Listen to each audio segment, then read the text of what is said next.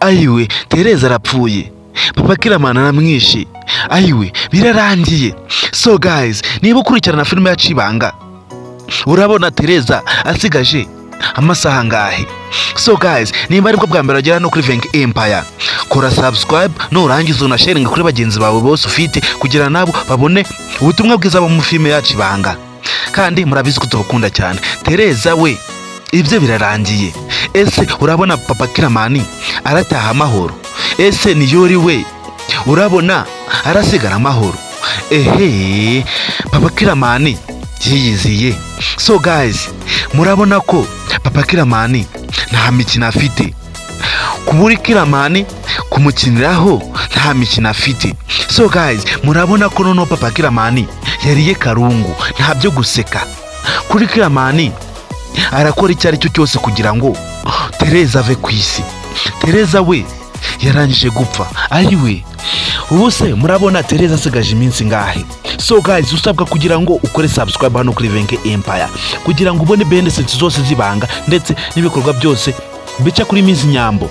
So guys, rero niba warebye episode ya 84, usabwa kudacikwa episode ya 85 kugira ngo ubone ibikorwa byose byo Papa Kiramani agiye gukorera Tereza. Kandi murabizi ko filime yacu ibanga ni filime udasabwa kugira ngo ube wayicikwa, kandi nawe utarareba filime yacu ibanga wacitswe byinshi, kuko filime yacu ibanga niyo filime wareba ugakuramo ibintu wazagenderaho ubuzima bwawe bwose. So guys, rero murabona ko nubwo Papa Kiramani agiye kwivanga mu rugo rwo kwa Niyori, murabona ko Niyori yari ameze neza. Niyori we na Nyambo urukundo bwo bakomeje kurukoza cyane, kandi turabizi ko bakundana cyane. Ese wowe Papa Kiramani watumugiriye inama? Ari wowe Papa Kiramani wamugiriye inama? So guys, ibitekerezo ni byawe. Kuba wagira Papa Kiramani inama yo kureka Niyori na mama we bakiberaho, cyangwa se akabimura bakajyana handi, cyangwa se akabihanangiriza. Ese murabona atari Tereza wamushotoye? Tereza murabona atari wamuteye umutima mubi?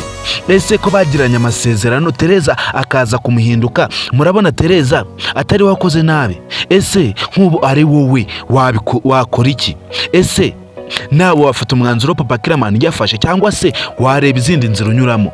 So guys, ndagusaba kugira ngo ntuzacikwe na episode ariyo yose ya filime yacu ibanga, cyangwa se benefits zose zica hano kuri Venke Empire kugira ngo ube wawe umunyamuryango wuzuye. Usabwa kugira wakoze subscribe hano kuri Venke Empire, kandi ntihagire na benefits nimwe gucika, kuko iyi niyo channel yonyine ushobora kuboneraho benefits zose zibanga, ndetse nibiraza kuba muri episode kurikira, cyangwa se niba episode irasohoka uyu munsi cyangwa se itarasohoka, usabwa kuba warakoze subscribe hano kuri Venke Empire kugira ngo ujye ubona ibikorwa byose byari byo byose bya filime yacu ibanga utarinze waruha. So guys, turabizi ko Papa Kiramani nubwo ubu ngubu yabaye umuntu mubi, turabizi ko yahoze ari umuntu mwiza, kandi watumye aba umuntu mubi ni Tereza. Kandi turabizi ko ibikorwa byose byo Tereza yatumye Papa Kiramani ajyamo, turabizi ko Papa Kiramani